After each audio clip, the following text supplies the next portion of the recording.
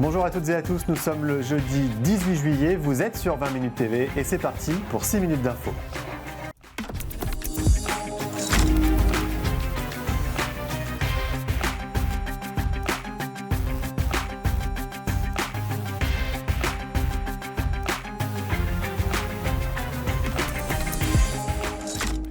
Un mort et 6 blessés. C'est le bilan de l'accident qui s'est déroulé ce mercredi soir à Paris. Une voiture a percuté des personnes à la terrasse d'une brasserie dans le 20e arrondissement.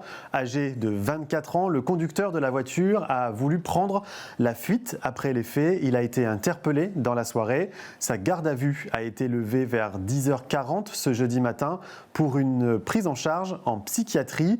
Selon le parquet de Paris, ce jeudi, cet acte pourrait être intentionnel au regard des déclarations du conducteur. Pour la première fois, nous avons assisté aux répétitions des mascottes de Paris 2024. 22 comédiens et régisseurs qui incarneront les Friges. Ces mascottes donc que vous avez déjà toutes et tous vues pendant la période des JO. 22 personnes donc sont formées durant toute cette journée collective. Les mascottes, elles, seront sur le terrain dès la semaine prochaine. Je vous propose de regarder le reportage de Thomas Micho-Bielic.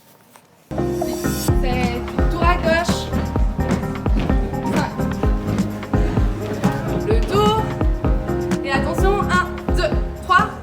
Les mascottes, elles ont, on va dire, 3 rôles principaux pendant les Jeux.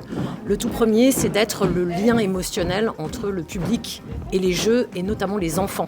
On sait que les enfants sont très friands de la mascotte, de la toucher, de faire des photos, d'être à côté d'elle. Deuxième rôle, elles vont participer de l'expérience des spectateurs autour des stades, dans les files d'attente, à la sortie des métros. Elles vont être positionnées un peu partout pour créer du show pour eux.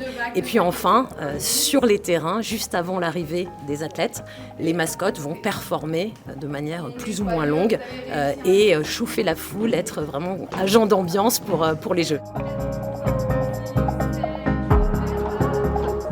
En vrai, c'est historique. Vraiment, pour moi, c'est ce que je me dis, c'est que ça, je pourrais le raconter à ma famille, je sais pas, des trucs plus tard. Donc je me dis, c'est quelque chose où c'est historique. C'est des choses que moi, j'entendais parler quand j'étais plus petite.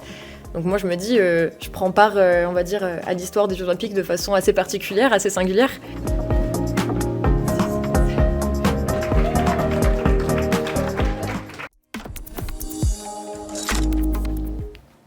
La flamme olympique revient en Île-de-France. Après un passage le week-end du 14 juillet, elle est allée chez nos voisins dans les Hauts-de-France cette semaine pour enfin revenir chez nous. Elle effectuera, vous le voyez sur les images, 3 étapes. Le 19 juillet dans le Val d'Oise, le 20 juillet en Seine-et-Marne et elle sera dans le Val-de-Marne le 21 juillet.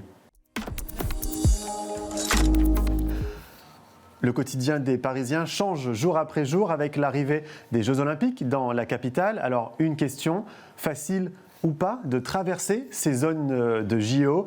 Antoine Boitel est allé sur place pour s'en rendre compte par lui-même. C'est vraiment très sympa ce truc.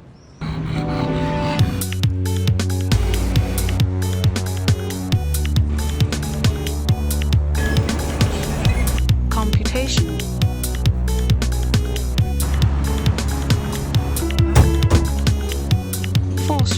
Salut les amis, aujourd'hui on se promène dans Paris et on va essayer de savoir comment on traverse une zone olympique ou comment on ne la traverse pas, c'est selon, puisque dans certains secteurs évidemment on ne peut pas pénétrer. Ça y est, j'ai atteint une zone où il faut officiellement un QR code pour pouvoir se déplacer à pied ou en vélo.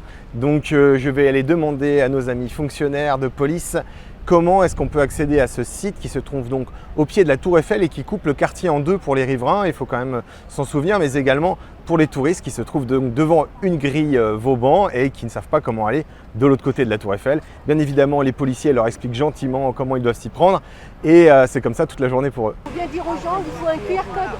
Là c'est gris, ouais, je pense. Là c'est rouge, donc c'est les véhicules, je crois. Et là, piétons et vélos accèdent avec un QR code. Voilà. Alors c'est quelque chose qu'on n'avait pas forcément anticipé en tant que Parisien au départ, mais entre le 18 et le 26 juillet, le quartier de la Tour Eiffel il est encore plus fermé que pendant les Jeux Olympiques parce qu'il eh bien, on commence déjà à sécuriser tout autour du site jusqu'à la Seine en vue de l'inauguration des JO sur la Seine. Voici des touristes qui sont complètement perdus et qui ne savent pas s'ils peuvent traverser la rue ou pas ici au pied de la Tour Eiffel parce qu'il y a des cages partout en fait. Et voilà, je viens de terminer mon petit tour de la Tour Eiffel et les policiers qui se trouvent actuellement juste derrière moi viennent de m'expliquer qu'en fait en sortant du dispositif, normalement j'aurais besoin d'un QR code pour y rentrer à nouveau. Je n'avais pas de QR code pour y rentrer parce qu'aujourd'hui c'est une journée un peu spéciale, c'est la mise en place du dispositif sécuritaire en amont donc de cette inauguration sur la Seine. Et donc à partir de demain, donc le 19 juillet, il n'y aura plus de passage possible pour déambuler comme je viens de le faire sans QR code. Donc si vous voulez le faire, munissez-vous du laissez-passer en question. Bye! Voilà, c'était l'essentiel de l'actu de ce jeudi 18 juillet. Merci de nous avoir suivis. N'oubliez pas que vous pouvez voir et revoir tous nos reportages sur 20minutes.tv.